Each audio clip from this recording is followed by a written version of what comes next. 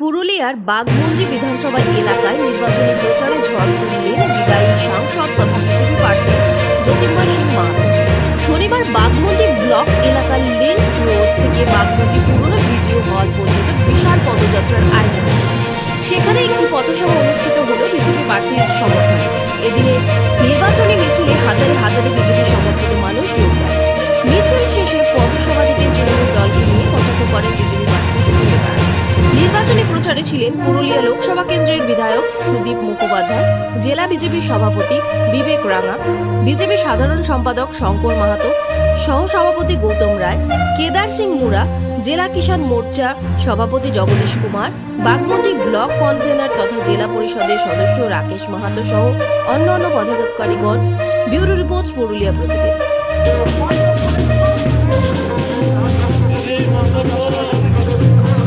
দাদা, আজকে প্রচারে এসে কেমন দেখলেন?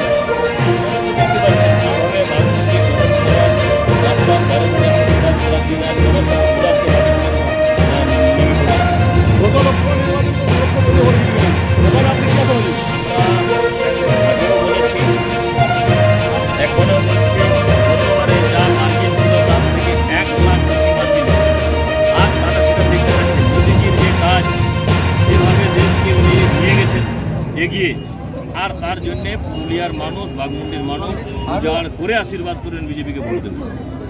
দাদা, বিরোধীরা প্রচার চালাচ্ছেন যে এমপিকে 5 বছর দেখা যায়নি, আজকে ওরা দেখা যাচ্ছে। বেরোতে হবে, তখন দেখতে পাবে কি খেয়ে ঘুমিয়ে থাকে আমি আর বলছি না। সেই জন্য একদম সুস্থভাবে বাড়ি থেকে বেরোলে দেখতে পাবেন।